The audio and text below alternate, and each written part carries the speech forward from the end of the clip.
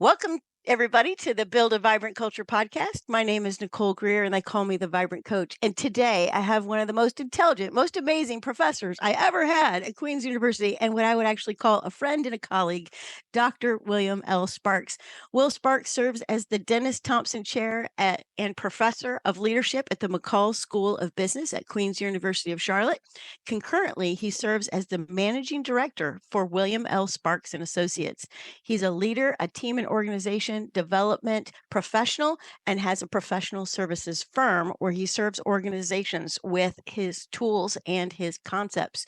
He is the author of Actualized Leadership, Meeting Your Shadow and Maximizing Your Potential. He wrote this in 2019. It was the Society for Human Resource Management Publishing that put it out on the market, which is an Amazon #1 bestseller. And I have been a devotee of this for a very, very long time. His forthcoming book, Actualized Teamwork, Unlocking the Culture Code for Optimal Performance, will be released just in a few days. And his TED Talk, The Power of Self-Awareness, was released in 2018. He holds a PhD in organizational psychology from the George Washington University School of Business and Public Management. Please welcome Dr. Will Sparks to the show. I'm so glad you're here. Thank you, Nicole. Wow, that's a tremendous introduction. I'm honored and humbled and excited to be with you today. And we had so much fun. As many of you know who are listening, I'm a big believer in education.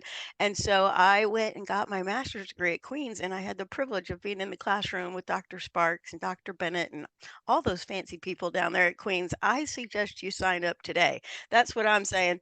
So tell us a little bit about your first book, because your first book and your second book go together like peas and carrots. So will you talk a little bit about actualized leadership for me for a moment and tell everybody about this? Yeah, so the P would be actualized leadership. The carrot is actualized teamwork, and you're right, they go together well.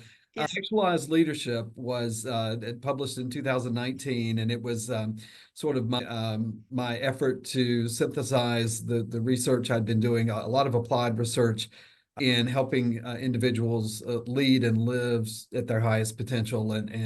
So the essential thrust of that book is that if you want to live in your brightest light, you have to have the courage to confront your darkness. And so, there's a tremendous opportunity for personal transformation and growth, but you can't get there from just positive affirmations or hoping for the best or crossing your fingers. You have to actually have the courage to look at yourself, stare yourself in the mirror and face yourself in your shadow. It's sort of heavily influenced by Carl Jung. Both of the books are, and so that was my that was sort of my 2019 stake in the ground. And I've done a fair amount of consulting over the years and applied research, the number of leaders and organizations, and was really humbled to have their endorsement as well. So this wasn't just sort of a psychologist putting something out there. It was grounded in applied work with practical strategies for really helping an individual integrate that shadow component, and in doing so, live and lead at their highest potential. Yeah, that's fantastic. Yeah, so you have like a leadership style, but if that leadership style is not managed, not worked on, not you don't have the consciousness of it, your little leadership shadow will rise up. And so, what happens in organizations when the leaders don't have the consciousness of that leadership shadow? What happens? A lot of damage is done. A Right. lot. It's given me. I mean, I've seen organizations that have, I don't mean just underperformed. I've seen some organizations that have been completely tanked because of the arrogance and the ego of individuals, or someone not willing to have a difficult conversation. Or there are a number of different ways that they're unique. There are three unique shadows: the fear of failure for an achiever, the fear of rejection for an affirmer, and the fear of betrayal for the asserter. And they show up in different ways, but they ultimately can do a tremendous amount of damage for the organization, and certainly for the people that are trying to work sometimes under that or inside of that shadow, if you will. And so there's a real call to action. And very often people are oblivious to the sort of the collateral damage that they're causing. I mean, metaphorically, their body parts in people's wake when they storm out of a meeting Oh, room Lord. through yelling at someone, and they just don't realize the tremendous damage that they've created. And then they wonder why. people aren't being creative or innovative, or they're not fully engaged. And quite often it's an extension of the shadow of the individual. And so I think just part of it was just the self-awareness component of someone realizing that you have that. And it's a very Jungian sort of approach to say, and I think in Western culture especially, we think in terms of either or. I'm either a confident leader or I'm arrogant. And a Jungian approach would say it's both and. At my Right. best, I'm confident and decisive and even maybe charismatic. At my worst, though, I can be arrogant, controlling, and manipulative, and that's the asserter style. And it's both and. And so I think that one of the things we have to do, the switches we have to make, is realize it's not either or. At my best, I can be this, but at my worst, I'm that. And having that awareness allows us to be more mindful of the shadow, what triggers it, what happens when it comes out, and hopefully with that comes a true intrinsic desire to better integrate it in management, because we become aware of the adverse impact we're having on others. That's right. And so, if you're sitting there thinking, what were those three again? So you can either, as you take the assessment, and FYI, everybody, write this down, get your pen and paper, stop the treadmill, write down www.alpfree.com. All right. So go over there and you can actually like Jimmy cook up real quick what your style is. And it will Mhm. also show you your shadow. So, when I was certified in your program, so for all of you HR people, you can call up Dr. Sparks and his team. Get up with Jane. She's the Mhm. deal. They will get you signed up to actually get certified in the actualized leadership profile and in the actualized teamwork. So you can do that, and integrate this into your organization. So, like Will said, everybody understands I'm not perfect all the time. I'm not terrible all the time. It just depends, right? I think stress plays a big part in how people bring themselves to the work that they're doing, right? So you can take that. So there's the asserter, there's the affirmer, and there's the achiever. Just for our framework, will you talk about each one of those? You did talk about the asserter just Yeah, now, sure. which that's what I am. And those of you who know me are like, mm, So the achievers are recognition driven, detailed organized, they are detailed oriented, they're sort of uber organized, they're very efficient. They tend to be a little more introverted. And so famous achievers, that these individuals have all been profiled by Harvard Business School, Michael Jordan, Oprah Winfrey, just having that detailed orientation toward the task at hand, discipline, personal improvement. The shadow of an achiever is a fear of failure. And so when their shadow is activated, they become sort of critical, rigid, my way or the highway. And their Achilles heel in an organizational setting is they become micromanaging, which creates mm. the lowest performing culture, which is the new book, Detached. And so the irony, and let me go through all three, and then I'll come to the irony piece for all of them. Okay, yeah. The second is the affirmer. They're the relationship driven individuals, warm, friendly. These Nelson Mandela, a famous affirmer, Charlie Brown, profiled by Harvard, character that worried about others. And so they're sort of the glue that keeps us together, that truly have the heart and mind of a servant leader, loyal, sometimes to a fault. Their Hmm. shadow is a fear of rejection. And so under stress, they become conflict avoidant. They become overly accommodating. They sort of sugarcoat or self-censor. And all of that leads to a whole series of what I call a dramatic culture that has different but also very dysfunctional aspects as well. And then the third is the asserter. Famous asserters are Jeff Bezos and Elon Musk. And imagine both of them are planet Earth isn't even large enough. So these are highly for power, results oriented individuals, confident, candid, decisive, strategic. But then the shadow there, and I'm also an asserter, the shadow there is the fear of betrayal. And so we have trust issues, we have control issues, we tend to be manipulative under stress, we're arrogant under stress, and it comes from painful insecurity. So we're so afraid that the rest of the world is going to discover that we're flawed and that we really don't know everything and that we're not Right. always right. And so we always get in the first punch and we want to try to convince ourselves that we're right. And in doing that, we create a dependent culture in others, which is just the irony there is what I wanted to get to with all three of these. The shadow brings about what we're trying to most avoid in life. And so this concept is called paradoxical intent. It was first identified by Viktor Frankl who Mm. the Oh, Man Search for Meaning, very well-known psychologist and philosopher. Paradoxical intent essentially says the more you fear something, the more likely you are to experience it. It's the tragic irony of the human mm. condition. So the achiever who's driven the most for success and recognition and admiration, their shadow brings about failure and resentment. And so the affirmer, driven for harmony and relationships and connection to others, their shadow brings about separation. Again, the very thing they're trying to avoid. When you avoid crucial conversations and you don't call out performance problems, you're increasing the likelihood that you're going to be separated from your team. And that can happen where you're actually separated from the organization, or you may be demoted to a contributor role and you lose your direct reports. I've seen both of those cases happen more times than I can count with the affirmer. And then finally, for the asserter, again, we're driven, value loyalty and independence, that freedom. We don't like to be managed, but we demand loyalty from others. We're very generous and the like, but our shadow brings about the kinds of behaviors where we can be controlling or not so generous. And it brings about a sense of betrayal and actually tethered codependence. We've created codependency in our relationships. And even though we're freedom, we're driven for independence and freedom, our shadow brings about the exact opposite in all three of those cases. And so when people first think about that and they reflect about my life at work, they reflect about my life at home, very often they have this light bulb where they go, holy cow, that's exactly my situation.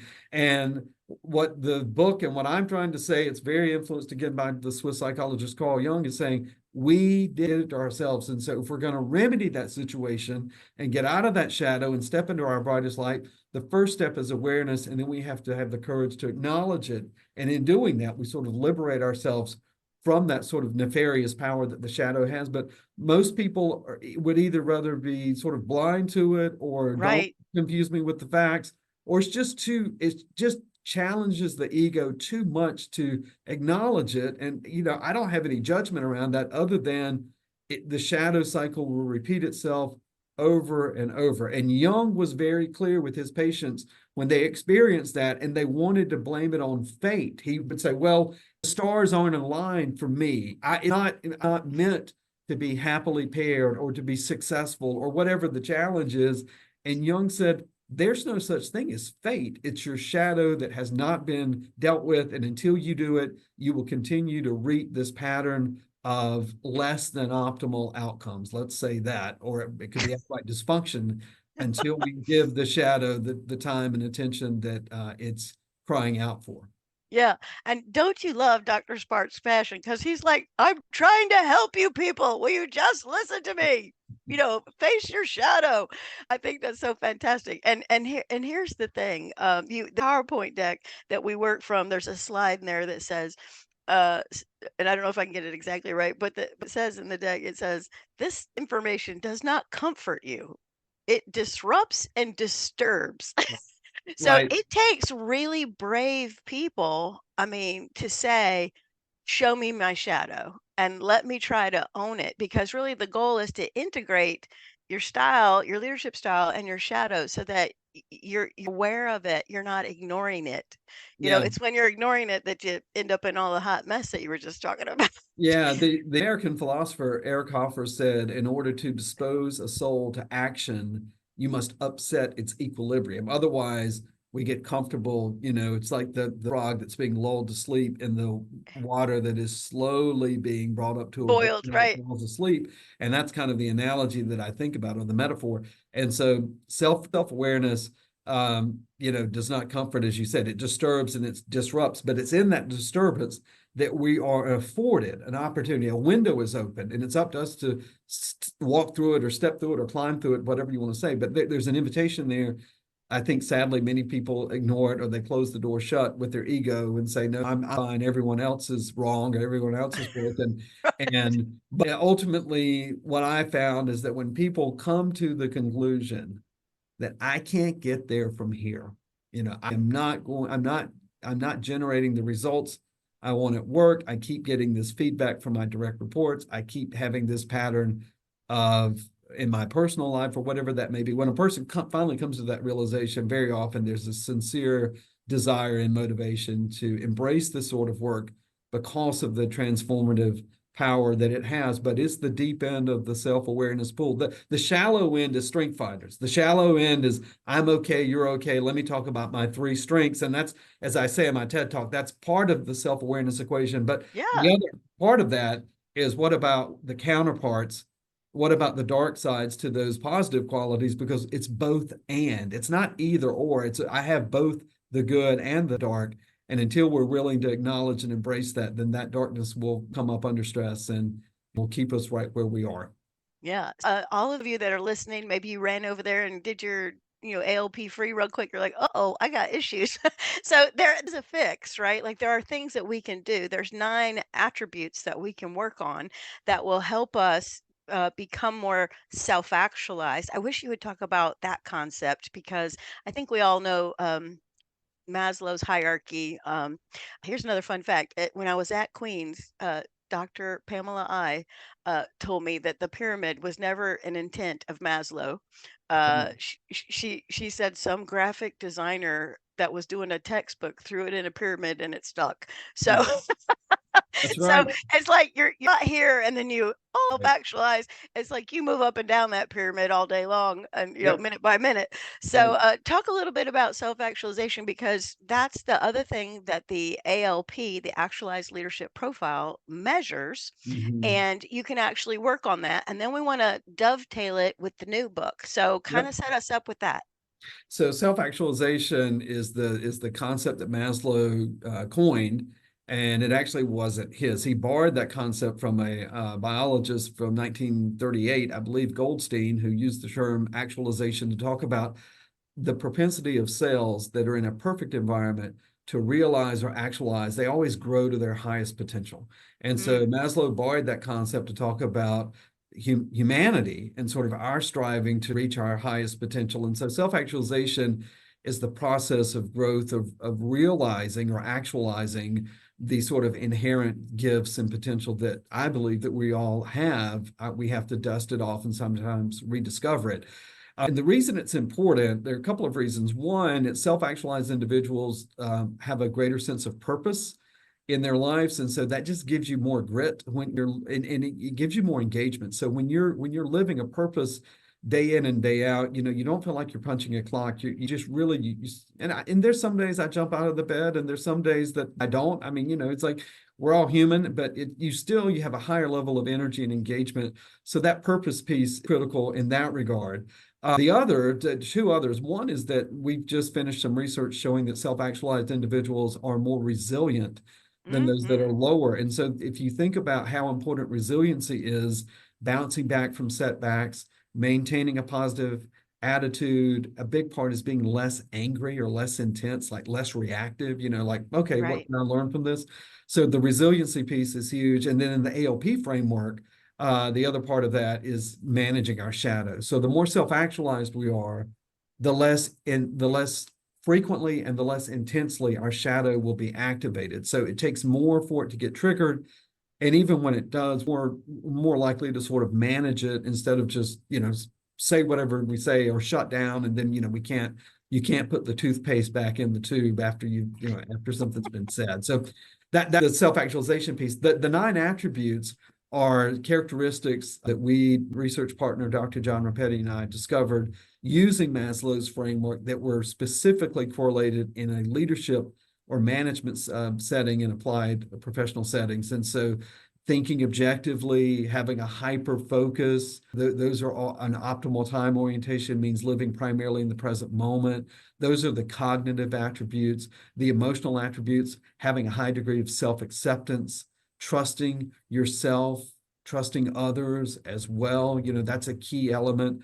It's It's, huge. yeah, it is, especially for asserters. We have a low trust radius. And the reason we do is because we don't trust ourselves. So we know what we're capable of doing, and we project that onto others. And so that if there's nothing else that anyone takes from this, if you are an asserter, be mindful that when you are accusing someone, whether you're literally doing it or in your mind, you're wondering, very likely you're projecting your guilt or your stuff onto that other party or that other person. If you just come away with that awareness, you can really tamper that down. And it's powerful because you're starting to realize, oh, wait, this is a reflection on me.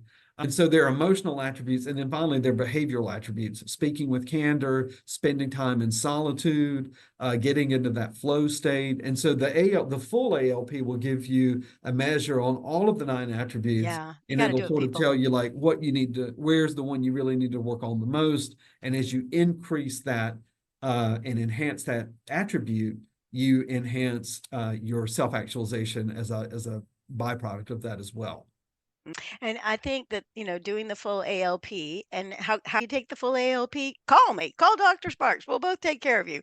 But you can take that assessment, and it's so plain. And my experience has been that if I'll show that to people, like they'll have their lowest one and they'll just start shaking their head like, I know I Mhm. need to practice candor, Yeah. or I need to do this or that.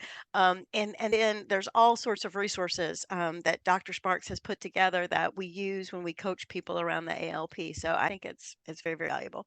All right, so that's what happens to an individual. Okay, now here's what we all know: at the organization you work at, the place that you go to every day, all these humans that have a leadership style and a shadow come together, and they need to work as a team. So, the big question is why do some teams experience synergy and outperform the competitors while others lag behind with low engagement and low performance? Because that's the thing that, like you said, is going to put you out of business. If you don't perform, you don't have your people wanting to do the work, you're in deep stuff. Mhm. So, tell us about that.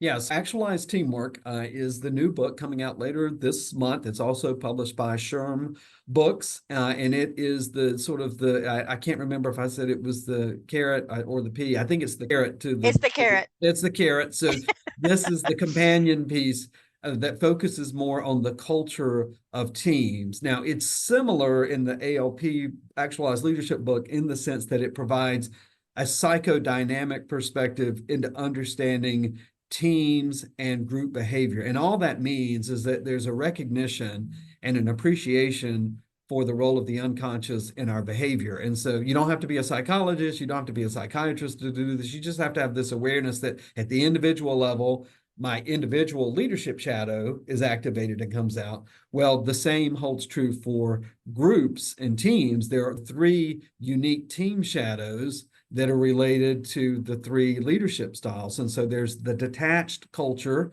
for the shadow achiever, there is the dramatic culture for the shadow affirmer, and then there's the dependent culture for the shadow asserter. And Mm. in the new book, if someone is, if you're not overly assessed and you've got enough gas in the tank for one more free assessment, you can go to ATP free for Actualized Team Profile, ATP free, and that will then link the leadership style to the impact you have on others, again at your best actualized and at your worst in your shadow, and give you a sense of those 3 unique cultures. So that's that brings it full circle.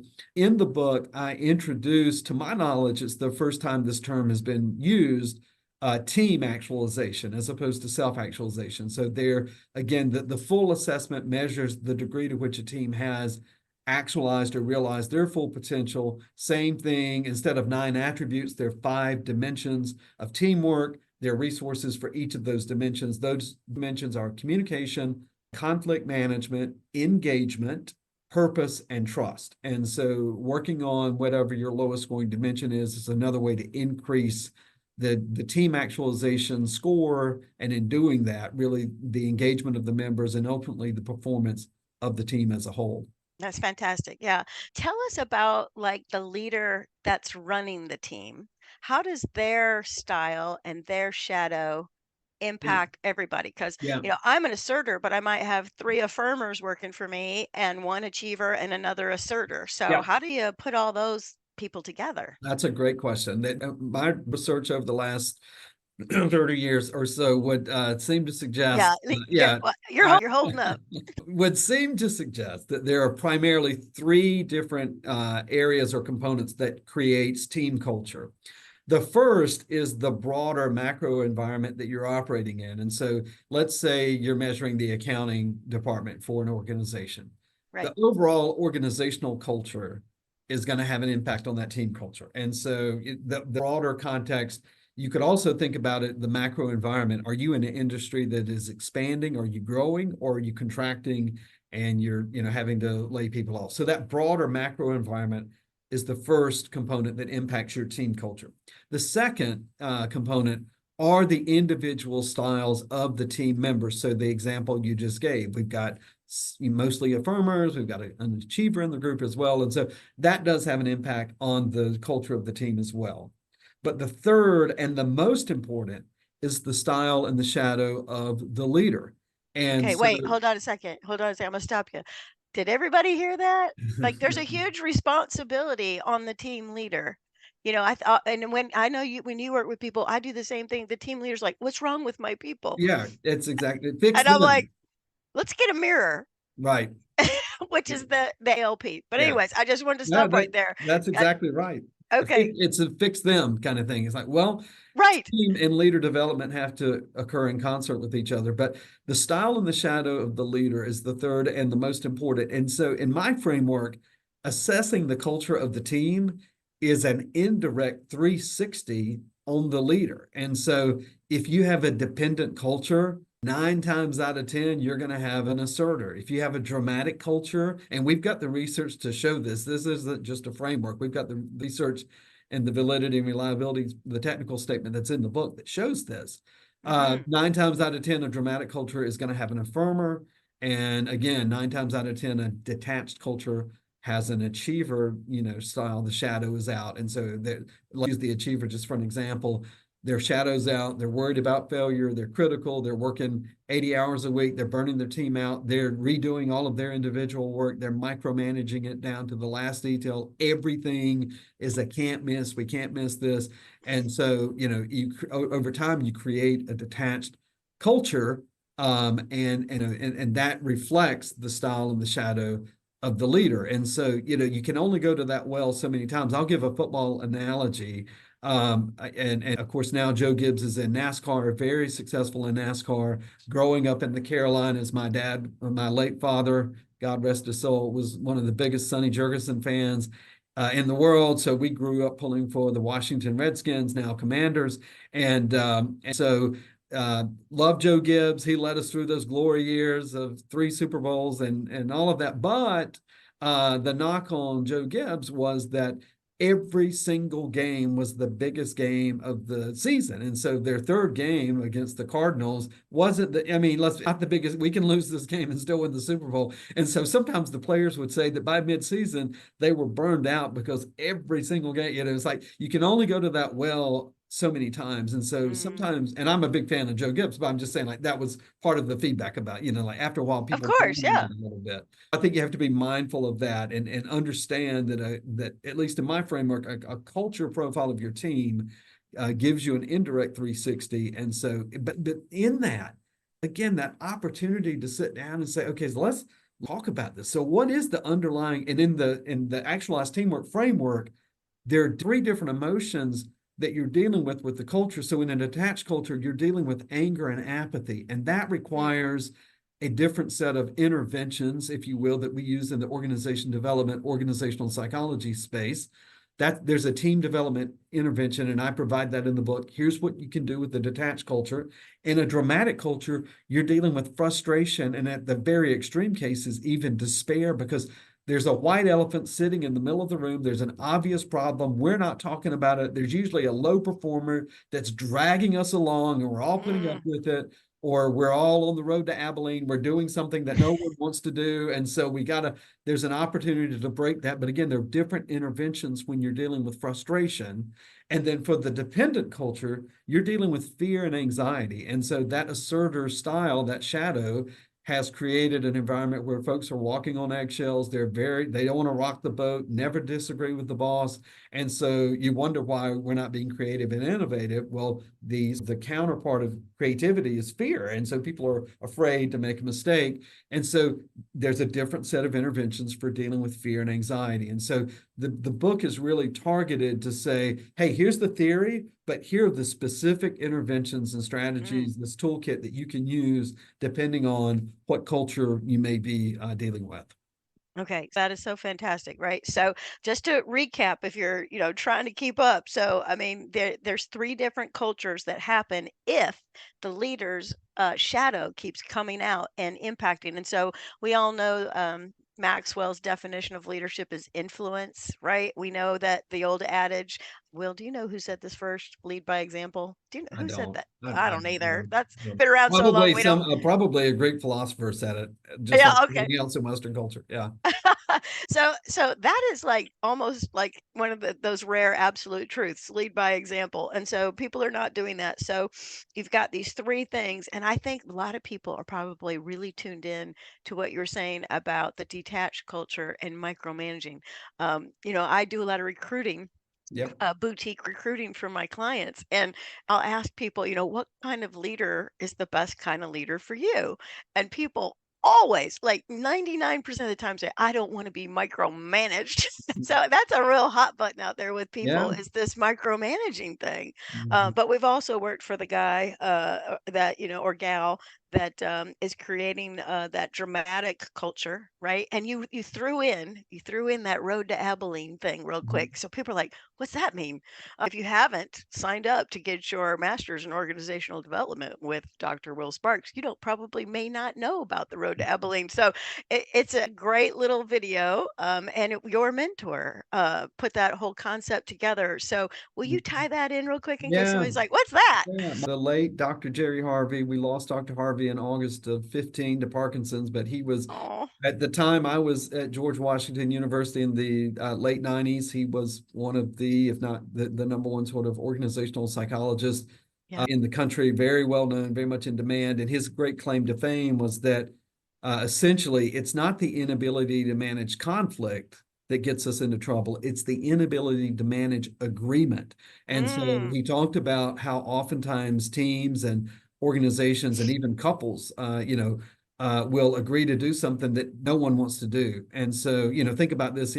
It's a Friday night, you're both tired, you come home and yeah, I'm worried that, my wife Erin is maybe bored. She's been home. We have a 16-month-old now at home. And so she's been home all week. And I'm like, okay, let's go out to eat. And she really what she wants to do is just have a glass of wine and, sit on the back porch. And that's what I want to do, but I'm afraid. And so then she thinks, well, he's worked all week. He wants to go out. He deserves to have a nice meal out. And so we both agree to go out to eat. And so we get to the restaurant. We don't have reservations. There's an hour and a half wait. We stand at the bar waiting 30 minutes for a drink, shouting at each other because it's so loud. We finally get our drink. We're sitting there. It turns out it's going to be an hour and a half for a table. And we're both thinking, why in the hell are we sitting here? We would have been so much better if we just did what we both wanted to do, which was stay at home. But at the heart of the Abilene paradox is a failure to communicate what we really think and what we really want to do. So we fear of separation. We don't want to be separated from the group. So we all agree that something sounds like a great idea.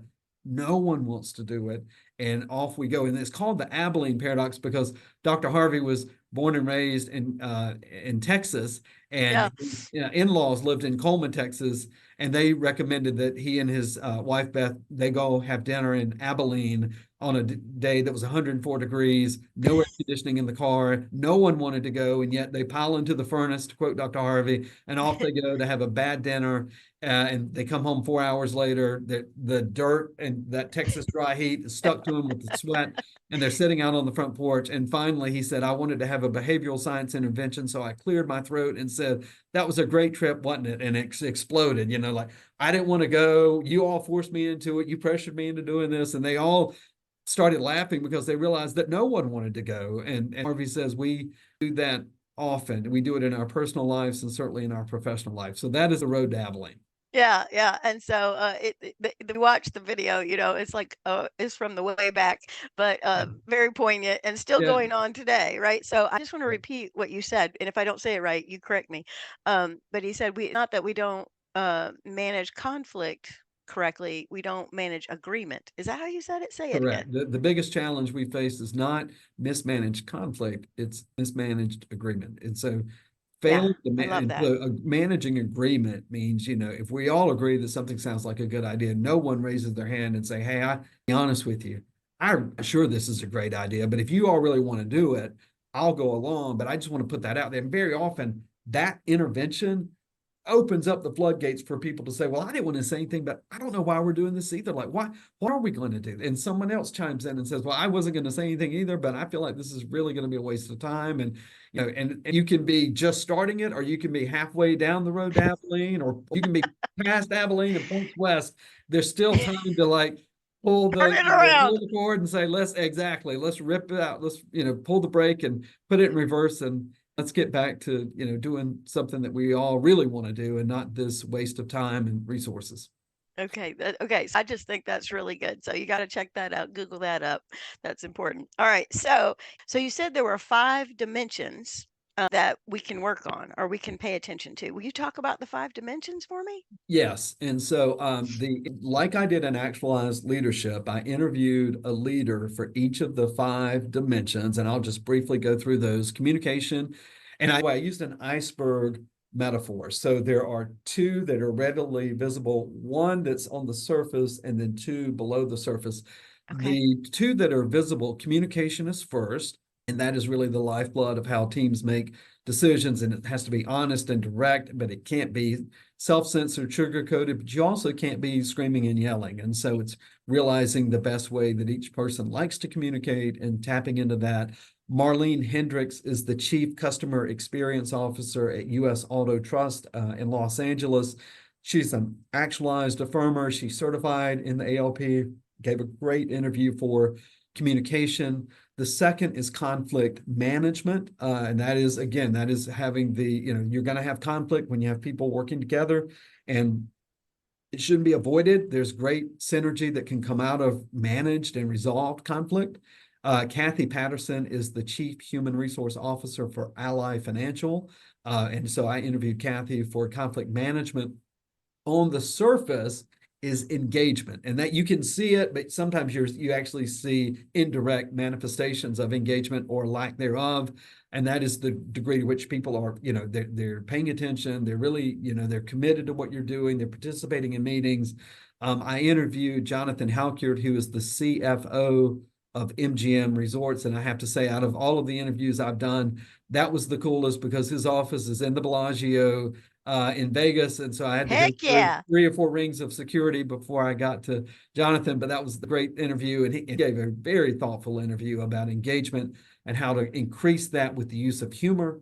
And he goes, we have a very serious job, but if you can't find humor, then, you look harder, essentially. Great message there. Then there are 2 that are beneath the surface. Purpose is the 4th dimension, and that is really helping people find a connection between what your team is doing and their own sort of internal calling of their own sense of purpose. And that has a direct impact on engagement. And so spending some time helping others discover their purpose and get to what you're doing in your team is critical.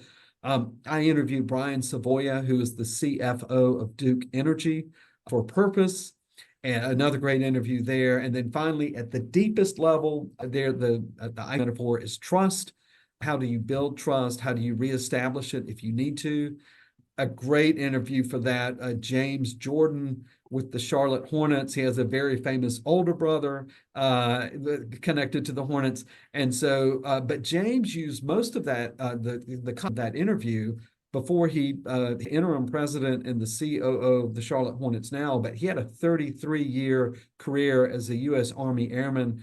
And that's the tip of the spear. Coming out of helicopters, I think he had 3 or 4 tours in Iraq and Afghanistan. Mm. And he really talked about how that service, when you are literally in life and death situations, and how you cultivate trust in others. And also, it's what you do, it's not what you say. People pay attention to who you talk to, who you don't talk to, and all of those. So some very practical takeaways from James's interview about how to build or maybe rebuild trust in a team setting. And so again, in the full actualized team profile, you get scores on all 5 of those dimensions in addition to your culture score.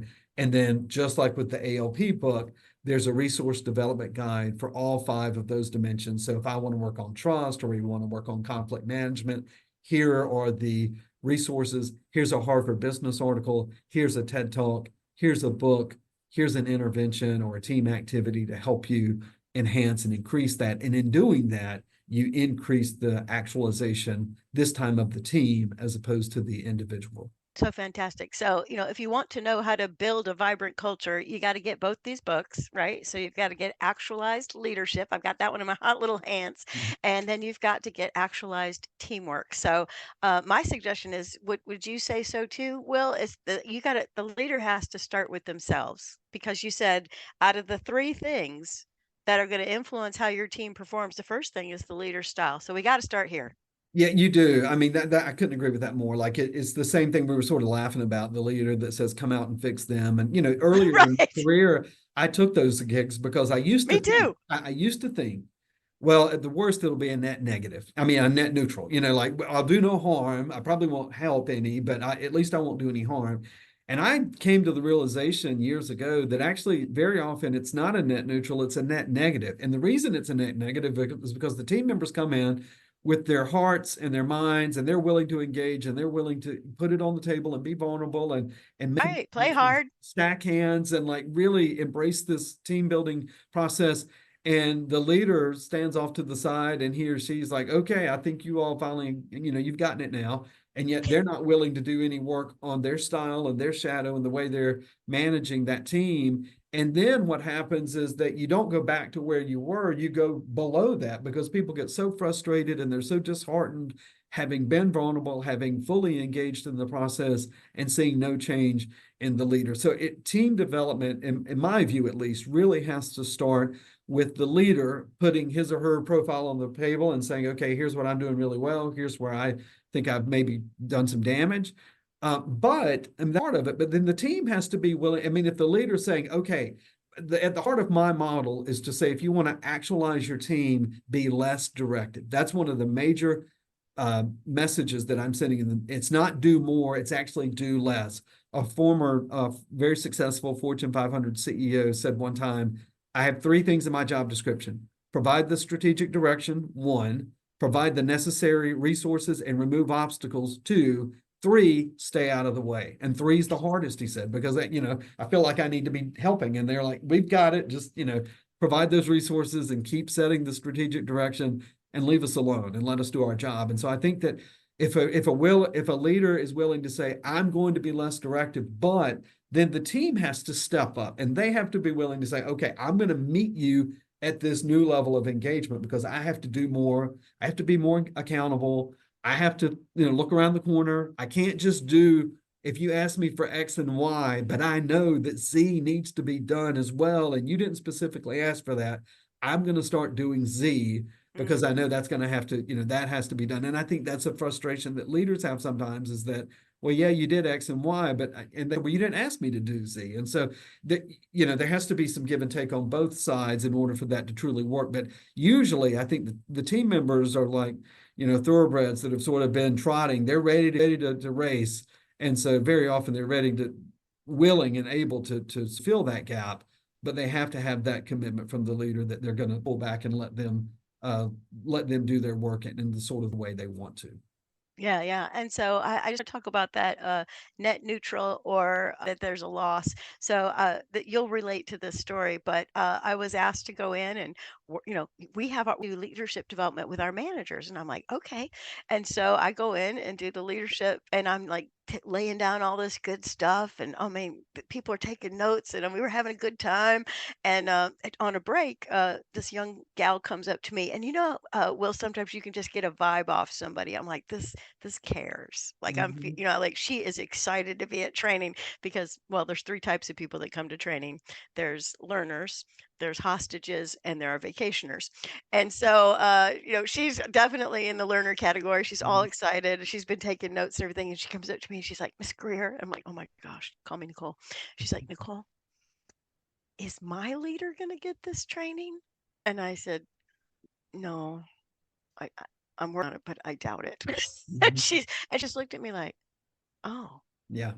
you know, and that's the net negative. So we have this eager, excited young gal who wants to help, but she knows she's not the obstacle. The leader's the obstacle. Isn't that crazy? Yeah. It's back to business as usual when you get back. And the problem is that usual very often becomes worse. So business as usual actually that's why I say that negative piece because of Hmm. the resentment, honestly. And I understand. I mean, I would feel the same way. I'd feel like I got Me played a too. little bit, or I wasted 2 days, and nothing's changing. And so I think people say, well, they don't appreciate what I did. And that's like, no, it's not that. It's people resent being played a little bit, and I would certainly feel the same way. Yeah, 100%. Yeah. Okay. So I hope that you have been keeping up with all this. And if you didn't, you're like, oh my gosh, I need these books. So tell us where we can find actualized leadership and actualized teamwork. I think they're like twins. You need to get both. So Yeah, um, yeah. you So just actually, don't separate the twins. don't separate the twins. Actualized Leadership is available for sale on Amazon and also on the Society for Human Resource Management, SHRM. So if any folks are members of SHRM and they're in the HR and talent field, I think there's a discount on the SHRM site available there and obviously on Amazon. The new book, Actualized Teamwork, Unlocking the Culture Code for Optimal Performance, will be available for sale or be available for delivery on May the 28th. The Kindle Nice. download is currently available now. And so if you want a Kindle version, you can order that on Amazon or pre-order it if you want the hardcover or hard copy rather, and that'll on the 28th of May.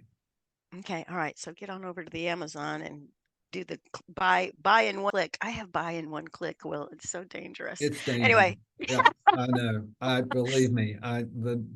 Yes, I agree with you with that. 100%. It's so that's right. easy. That's right. Yeah. But I'm a starter. I gotta have it now, Right, right? that's right. Yeah, That's yeah. right. So that's good. That's good. Okay. So let's wrap a bow on this. So let's Okay. say a company, an organization wanted to go through this whole process.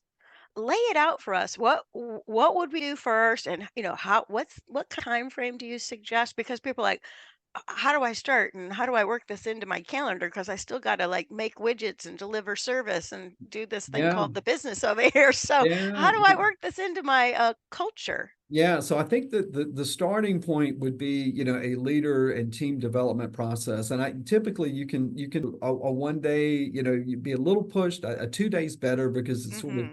you get to sort of marinate a little bit in the reflection. You can do 1 day on the actualized leadership piece, and then the second day can be on the actualized team profile and the team development, making some commitments. We actually have a 2 day template called transformational change that's been used a lot in Fortune 500 companies and nonprofits. And that's a 2 day program that folks, you can take both of the assessments and then work together as a team.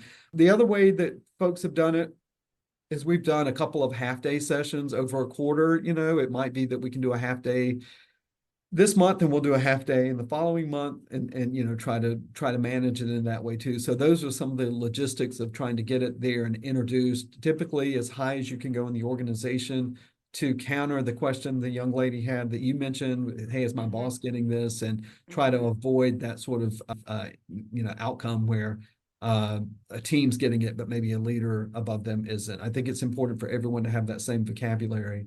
One of the things Hmm. that we're going to be doing later this summer as well, going into the fall, is we're going to be providing enterprise-wide solutions. So now we've got the actualized profile and the actualized team profile now have brand new report templates that we're going to be launching officially next month. And you put those two together, and it's a very powerful leader and team development solution. We think we have some advantages over some of the other competitors out there because these are integrated together, they're applied, they've been developed in professional settings. They're both descriptive and prescriptive. So, everything's descriptive, every assessment that's worth taking.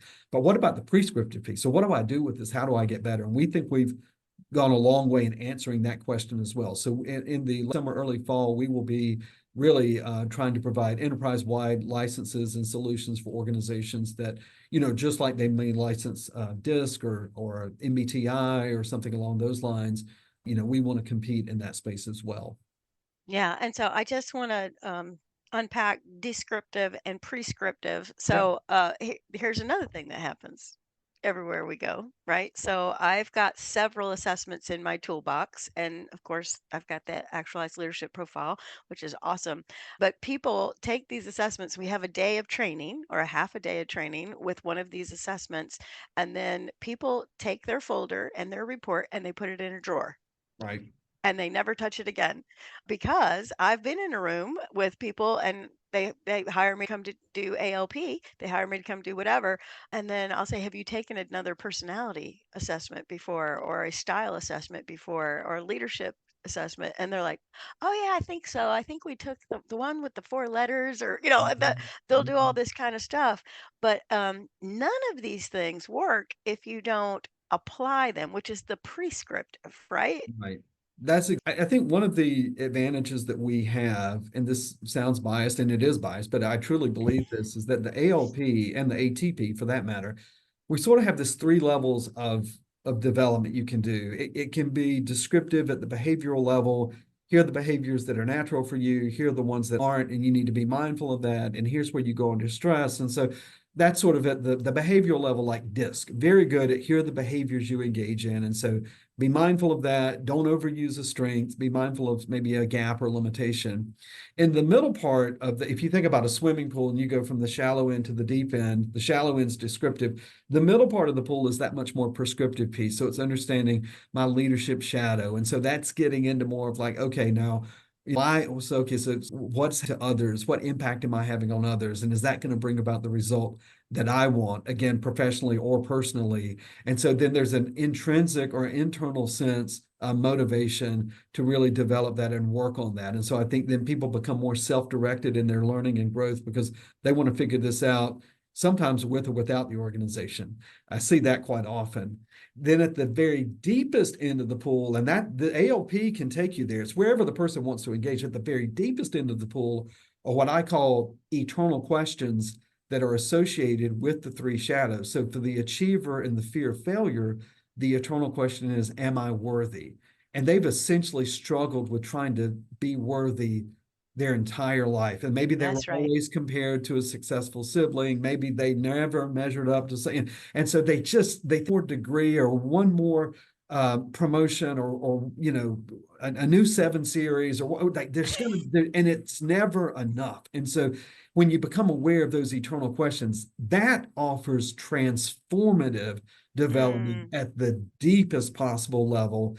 The eternal question for the affirmer and the fear of rejection shadow is, am I wanted? Again, they're always struggling with wanting to be felt wanted and needed. And that's why they avoid conflict and they're always overly accommodating and they're taking on other people's problems because they're so desperately wanting to be wanted and connected. And then for the asserter and the fear of betrayal, our eternal question is, am I safe? And so we always try to get in the sort of first punch. That's why we are very slow to trust other people. We think we're building a wall around us to protect us, but very often, and sometimes tragically too late, we realize it actually has become a prison that's holding us back from the life and maybe the success in organizations that we've wanted. And so the ALP and the ATP can take you all the way from the shallow to the very deepest end of the pool.